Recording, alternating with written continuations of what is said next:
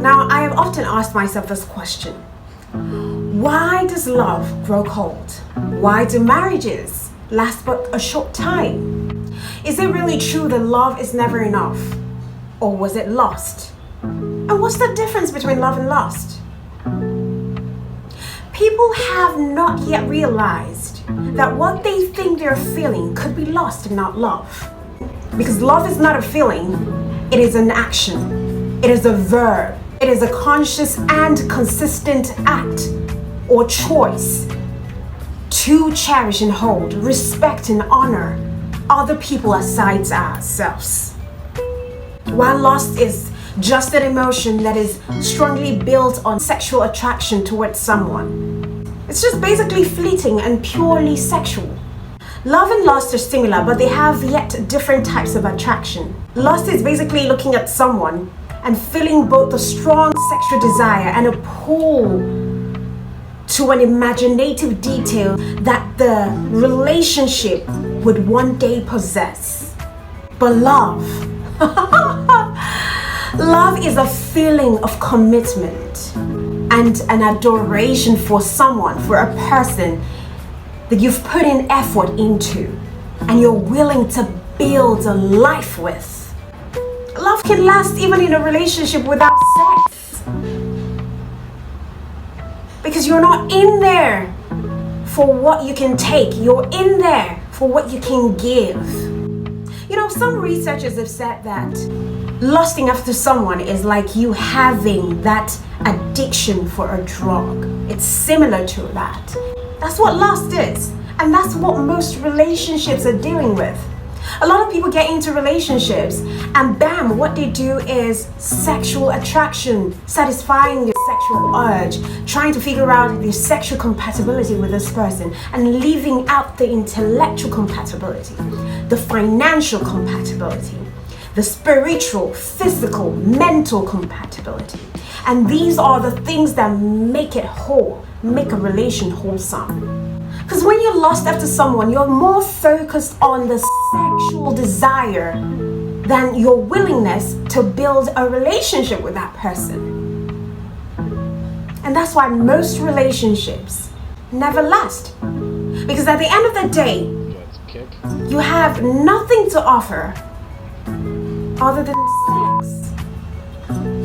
And when the real tides of life begin to happen and deal with you, you have no strong foundation. You didn't take out time to build strong foundation in your relationship while you courted. So what makes love different? It is your undeniable attraction towards this person.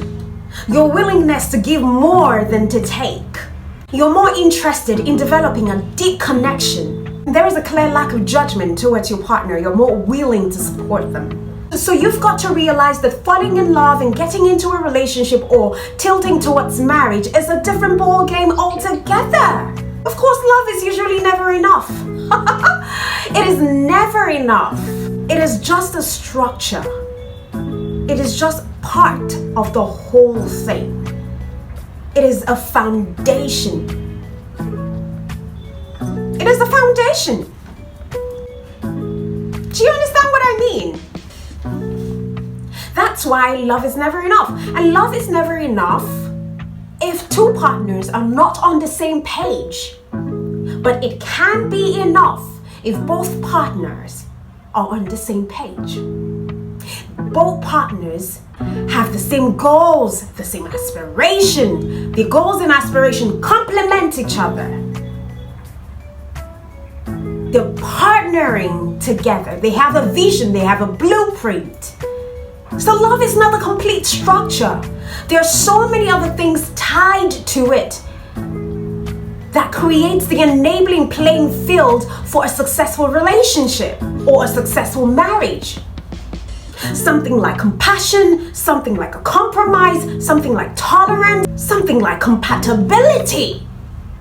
We don't take out time to figure out if we are compatible. And sometimes we know, even in courtship, that we're not compatible, but we like to overlook it. We like to overlook the red flags because we're afraid, more afraid to lose a relationship.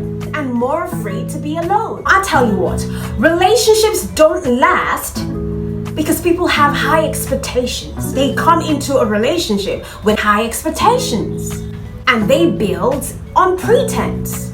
So you have a lot of people getting into relationships pretending to be who they're not, just so that they're likable. And so when you don't take out time to bring down the mask that they wear, you find yourself eventually in marriage with this person. And then you get to a point where familiarity begins to be the order of the day. You start to see this person in a different light. And that's when you begin to say, oh, they changed. No, they didn't change.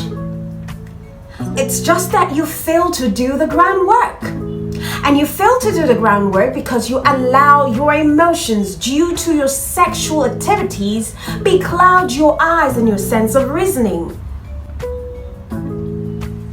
That's why I always advise, if you can just take out time away from having sex in your relationship and have other activities outside of the bedroom, you get to see clearly who these persons are. You get to see what their goals are. You get to see what their motives are. You get to see what inspires them. You get to see what gets them tick. You get to see how emotionally inclined they are.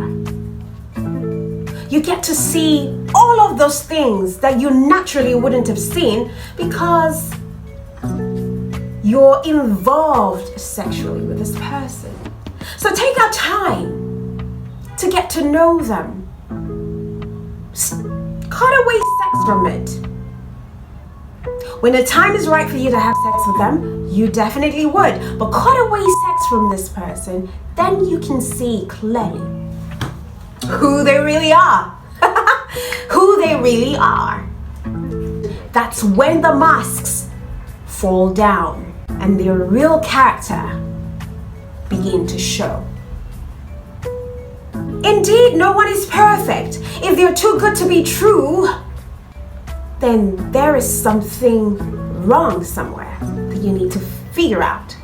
So note that dating and marriage are two different ball games altogether. They're not exactly the same. One leads to another, and then the quality of your dating life invariably determines how successful your marriage will be. Of course, wedding is just one ceremony that has very little to do with the overall success of a marriage. It takes hard work. It takes two partners who are willing to put in the work. Not just one, two. I've heard people say cohabiting with one another for a very long time could lead to the success of any marriage. That's a lie. Because if that were the case, there are people who have courted, dated for 10 years and they got married and just, the next year, marriage has been dissolved. Take, for example, Miguel and Nazani. They courted for over a decade, got engaged in 2016, officially married 2018, and now they're separated barely 3 years.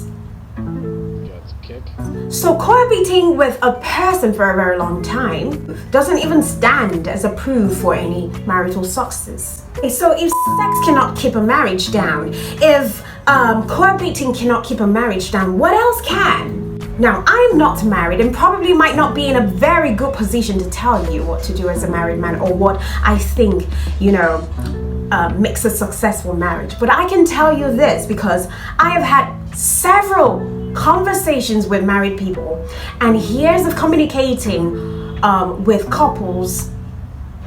I've come to realize that one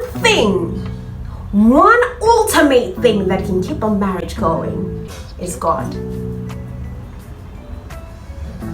I know that is something not a lot of people would like to hear. But trust me, that's the truth. Watch my ads every time it comes on, all right?